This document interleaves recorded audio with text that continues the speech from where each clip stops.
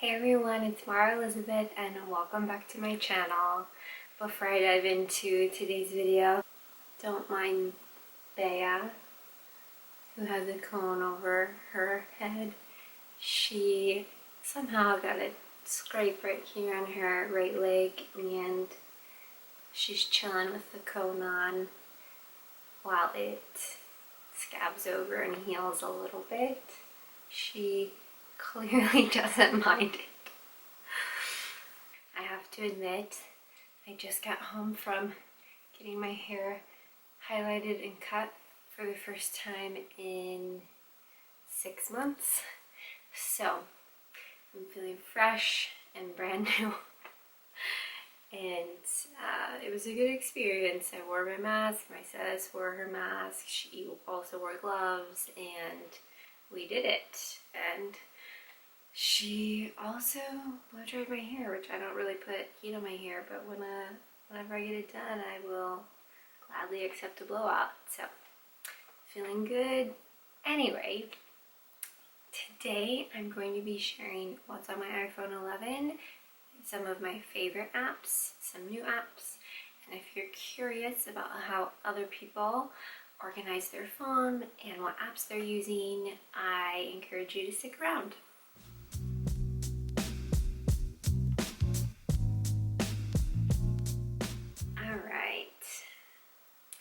So this is what my home screen looks like.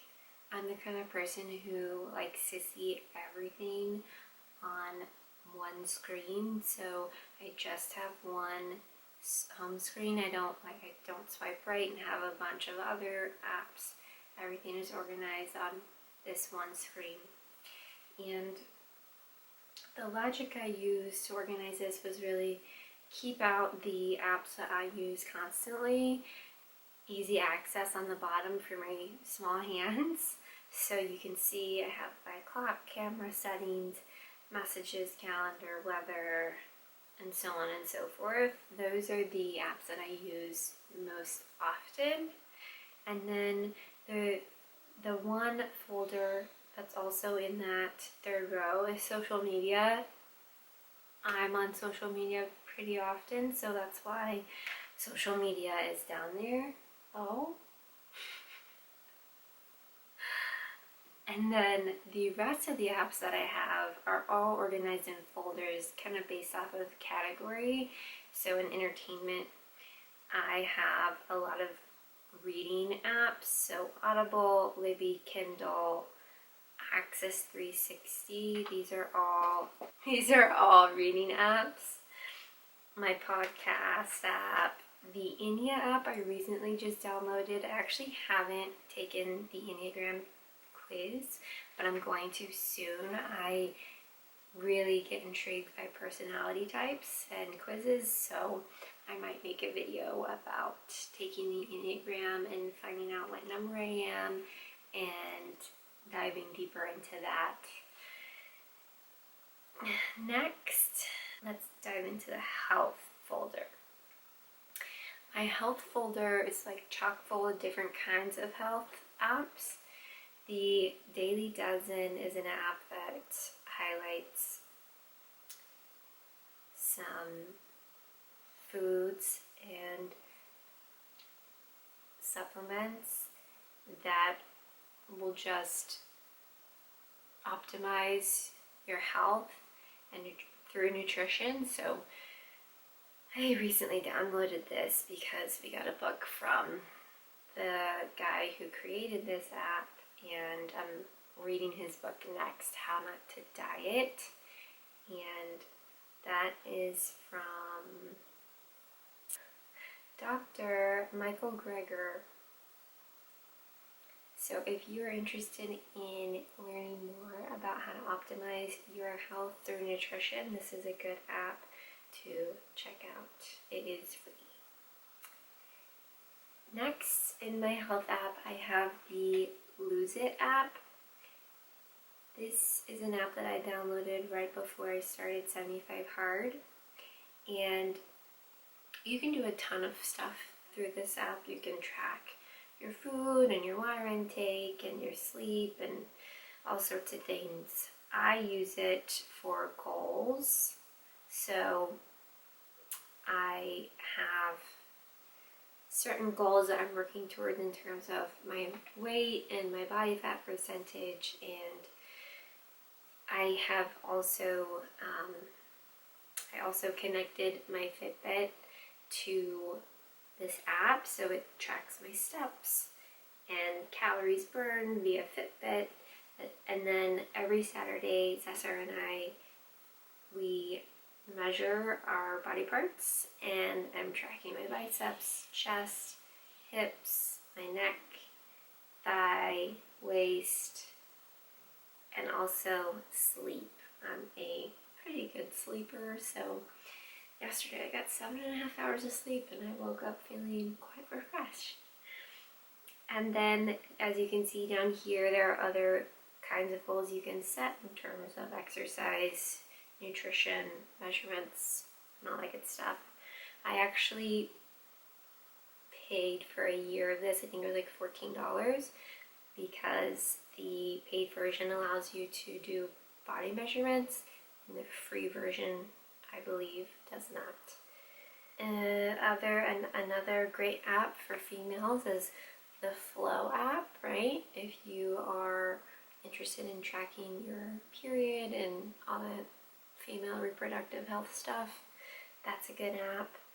Headspace is one of the best meditation apps I have found, and they have a free trial.